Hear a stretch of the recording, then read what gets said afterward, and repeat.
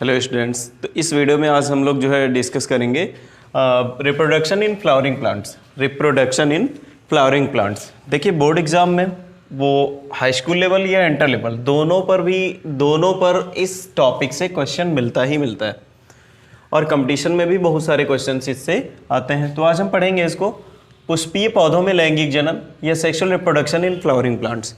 पहली बात तो ये होता है कि जब लैंगिक जनन होता है किसी भी जीव में हो, पौधों में हो या जंतुओं में हो, अगर लैंगिक जनन है तो उसके लिए एक चीज़ तो बहुत मस्ट होती है, एक ही जाति का एक मेल बॉडी और एक फीमेल बॉडी, दोनों का होना मस्ट होता है।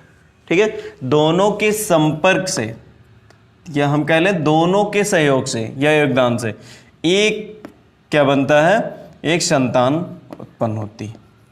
और अब हम पौधों में जब पढ़ेंगे पौधों में लैंगिक जनन, तो पौधों में लैंगिक जनन किस प्रकार से होता है। पौधों में जो लैंगिक जनन है उसमें भी क्या होता है कि इसमें भी जो सेक्सुअल ऑर्गन है, सबसे ये फ्लावर होता है। फ्लावर जो है, पौधों में जो फ्लावर होता है, फ्लावर में रिप्रोडक्टिव ऑर्गन्स पाए जाते हैं। रिप्रोडक्टिव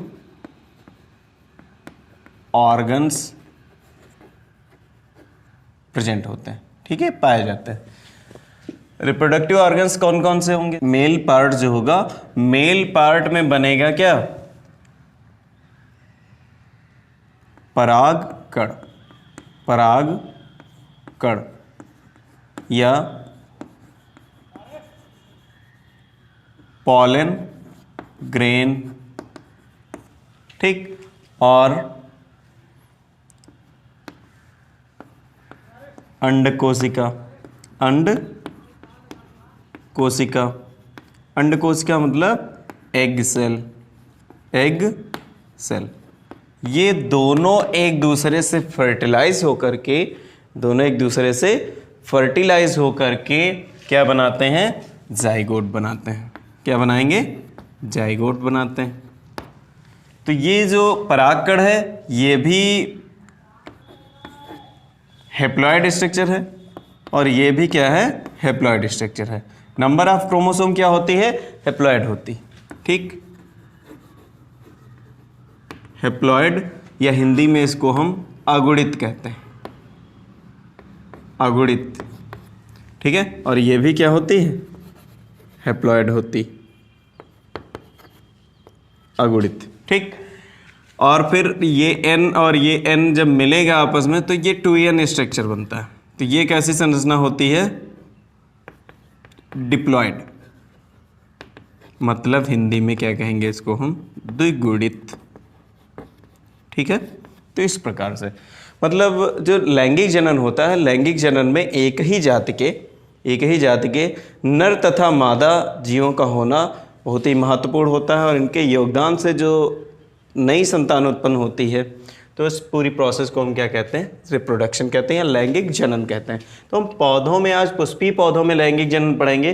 तो पुष्पीय पौधों में लैंगिक जनन को पढ़ने के लिए सबसे पहले हमको पढ़ना पड़ेगा स्ट्रक्चर ऑफ फ्लावर। सबसे पहले क्या पढ़ेंगे, स्ट्रक्चर ऑफ फ्लावर। तो देखते हैं स्ट्रक्चर ऑफ फ्लावर, इसको पहले देखेंगे और इसके बाद फिर जो है इसमें अन्य होने वाली जो भी प्रोसेसेस हैं वो देखते हैं।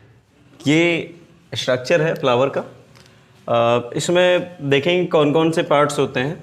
पहली बात तो ये जो नीचे ये हल्का फूला हुआ भाग जो होता है, ये फूला हुआ चौड़ा भाग, ये कहलाता है पुष्पासन। क्या होता है, पुष्पासन। मीन्स पुष्प जो होता है, जिस उसका जो एक्सिस होता है, जिस पर अक्ष पर जो स्थित होता है, उसे हम क्या कहते हैं, पुष्पासन या थैलेमस कहते हैं। पुष्पासन या थैलेमस कहते हैं। अगला आपने देखा होगा, पुष्प जो होता है, कोई भी फ्लावर हो, फ्लावर में देखा होगा कि बैक साइड में जो है आउटर साइड में एक घेरा होता है हरे रंग की कलियों का, ठीक है। हरे रंग की जो कलियों का घेरा होता है उसे हम क्या कहते हैं, पूरे घेरे को क्या कहेंगे, बाह्य दल पुंज कहेंगे। पूरे घेरे को देखिए, इसके कितने पार्ट्स होते हैं पहले तो हम देख लें। फ्लावर में फर्स्ट, सेकेंड, थर्ड, फोर्थ कौन कौन सा होगा। पहला होगा बाह्य दलपुंज,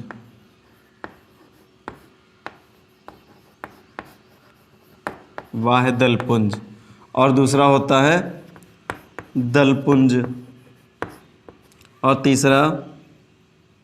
तीसरा क्या होता है? पुमंग और जायांग या स्त्री केसर। ठीक है।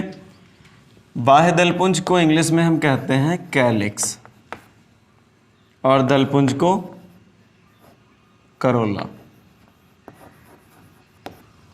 पुमंग जो होता है, पुमंग को क्या कहेंगे? एंड्रोसियम और गाइनोसियम।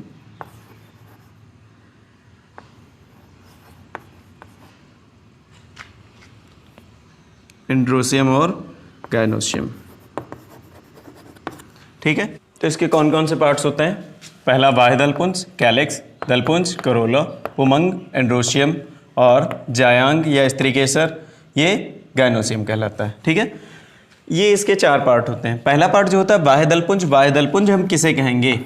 ठीक है। कोई भी पुष्प हो, हम कोई भी फ्लावर ले लें, तो उसमें क्या होता है कि आउटसाइड में हरे रंग की कलियों का एक घेरा पाया जाता है। हरे रंग की कलियों का एक घेरा पाया जाता है। जो सबसे बाहरी चक्र होता है उसे हम क्या कहते हैं? बाह्य दलपुंज कहते हैं। उसे क्या कहते हैं? बाह्य दलपुंज कहते हैं। और उसकी एक इकाई को हम वाह्यदल या फिर क्या कहेंगे? सेपल कहते हैं। ठीक है। उसकी एक इकाई को वाह्यदल या फिर सेपल कहते हैं। ये हरे रंग की होती हैं, इनमें प्रकाश संश्लेषण क्रिया होती है, और इनका काम क्या होता है? ये हरे रंग की हैं, तो प्रकाश संश्लेषण क्रिया होगी तो इनमें भोजन निर्माण होता है। और ये क्या करते हैं कि जो है इसकी जो अंदर वाले जितने भी घेरे होते हैं कलियों के, उनको सहारा प्रदान करने का काम होता है। ठीक है। तो ये पहला बाह्य दलपुंज होता है। दूसरा घेरा जो होता है, पुष्प में देखा होगा, जो पहला हरे रंग का घेरा है, हरे रंग की कलियों का। दूसरे जो घेरे होते हैं वो रंगीन कलियों के। अगर कोई लाल रंग का पुष्प है, जैसे गुलाब है, उसमें लाल रंग की कलियां होंगी। गुलाब में भी कई वैरायटीज़ के फ्लावर्स होते हैं, कई कलर के होते हैं। जो भी है, जिस कलर के अगर फ्लावर है उसकी जो कलरफुल होता है, ये सबसे ज़्यादा कलियां जो होती हैं क्या होती हैं? ये आकर्षक रंगों वाली होती हैं, अट्रैक्टिव कलर्स वाली। ये कैसी होती हैं? आकर्षक रंगों वाली होती। और ये जो होता है पुष्प का सबसे दूसरा घेरा होता है। बाहर से सबसे बाहरी जो होता है उसे हम बाह्य दलपुंज कहेंगे, और उसके जो अंदर का घेरा होता है, रंगीन कलियों का घेरा होता है, उसे हम दलपुंज कहते हैं। और ये आकर्षक रंगों वाला होता है। ये दलपुंज जो होता है ये आकर्षक रंगों वाला होता है। मतलब ये आकर्षक रंग होंगे तो ये कीट परागण में भी क्या करता है? हेल्प करता है, क्योंकि कीटों को आकर्षित करने का काम किसका होता है? जब बहुत ही आकर्षक कलर होगा तभी जो है कीट या कोई भी होता है तभी आकर्षित होता है, अट्रैक्ट होता है। तो जो कीट तभी आकर्षित होते हैं फ्लावर की तरफ जब वो बहुत ज़्यादा चटकीले रंग वाला होता है। तो ये जो दलपुंज है ये सभी रंगीन कलियां होती हैं। रंगीन कलियों का एक घेरा होता है जिसे हम दलपुंज कहते हैं, और इनकी एक इकाई जो होती है उसे हम पेटल या दल कहते हैं। ठीक है। इसकी एक इकाई को पेटल या दल कहते हैं, ये वाली। ठीक, ये पेटल्स हैं और ये सेपल्स हैं। इसके बाद नंबर आता है जो स्ट्रक्चर है उसमें हम देखेंगे कि ये इसमें कुछ तंतुअ संरचनाएं होती हैं, जैसे पुमंग है। क्या है? पुमंग, एंड्रोसियम। ये मेल रिप्रोडक्टिव ऑर्गन होता है, मेल रिप्रोडक्टिव ऑर्गन है। ठीक है, मेल रिप्रोडक्टिव ऑर्गन होता है, या हम कह लें मेल रिप्रोडक्टिव पार्ट है, मेल रिप्रोडक्टिव पार्ट होता है। पुष्प का मेल रिप्रोडक्टिव पार्ट या नर जनन भाग होता है पुमंग। ठीक है, पुष्प का नर जनन भाग होता है क्या? पुमंग। किसे कहते हैं? ये देखिए ऐसी संरचनाएं होती हैं, इसमें ये एक तंतुअ संरचना, एक धागेनुमा संरचना होती है, उसके शीर्ष भाग पर एक फूली हुई पुटिका सदृश संरचना होती है, फूली हुई पुटिका सदृश संरचना होती है, जिसे हम क्या कहते हैं? परागकोश कहते हैं, या परागकोश, या इसे हम इंग्लिश में एंथर कहते हैं। ठीक है, परागकोश कहेंगे। और परागकोश जो होता है ये इसका जो ये फिलामेंट होता है, ठीक है, पुंतंतु, ये इसके सहारे ये जुड़ा होता है पुष्पाशन से। ठीक है, अब जो परागकोश है, परागकोश के अंदर परागकोश के अंदर क्या पाए जाते हैं? परागकण पाए जाएंगे, या पॉलन ग्रेन कह लें हम, पॉलन ग्रेन। ठीक है, परागकोश के अंदर क्या पाए जाते हैं? पॉलन ग्रेन्स या परागकण पाए जाएंगे। ये हैप्लॉइड स्ट्रक्चर होता है, या इसे हम कह लें कि ये अगुणित संरचना होती, ये अगुणित संरचना होती।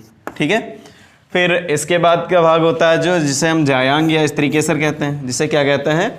जायांग या स्त्री केसर कहते हैं। ये जो जायांग भाग होता है, जायांग, ये इसका मादा जनन भाग होता है, पुष्प का मादा जनन अंग है। पुष्प का कौन सा भाग होगा? मादा जनन अंग होता है। इसका जो आधारी फूला हुआ भाग होता है, आधारी जो फूला हुआ भाग मतलब ये यहाँ का, ये आधारी फूला हुआ जो भाग होता है, इसको हम क्या कहते हैं? अंडाशय या ओवरी कहते हैं। और इसके ऊपर की ये नलिकाकार संरचना जो होती है, ये इसे हम वर्तिका या स्टाइल कहते हैं। और इसका जो अंतिम छोर होता है, अंतिम छोर को हम क्या कहेंगे? वर्तिकाग्र या स्टिग्मा कहते हैं, वर्तिकाग्र या स्टिग्मा कहते हैं। इन तीनों भाग को कंबाइन रूप से हम क्या कहेंगे? गायनोसियम कहेंगे। क्या कहते हैं? गायनोसियम। ठीक है, तो ये स्ट्रक्चर ऑफ फ्लावर है। आवृत बीजी पुष्प की संरचना होती है। अब फिर इसके बाद हम पढ़ेंगे इसमें पॉलिनेशन या परागण कैसे होता है। तो ये परागण निषेचन की विधियां जब पढ़ेंगे उसके अंतर्गत ये सभी प्रोसेसेस पढ़ेंगे हम। ठीक है।